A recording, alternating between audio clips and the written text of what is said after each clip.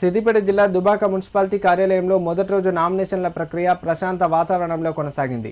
మొదటి రోజు 10:30 గంటలకు నామినేషన్ల స్వీకరణ ప్రక్రియ ప్రారంభం కాగా మధ్యాహ్నం వరకు ఎలాంటి నామినేషన్లు దాఖలు కాలేదు. మధ్యాహ్నం నుండి నామినేషన్లు ప్రారంభమై సాయంత్రం 5 గంటల వరకు పూర్తిగా 18 నామినేషన్లు దాఖలైనట్లు దుబాక మున్సిపల్ కమిషనర్ రమేష్ కుమార్ తెలిపారు.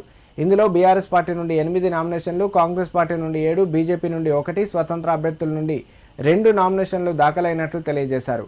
మరో 2 రోజుల పాటు నామినేషన్ల స్వీకరణ ప్రక్రియ కొనసాగుతుందని తెలిపారు.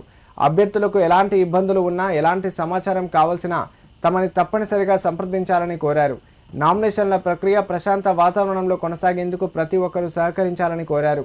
ఈ కార్యక్రమంలో మున్సిపల్ శాఖ, వివిధ శాఖల అధికారులు పలువురు పాల్గొన్నారు.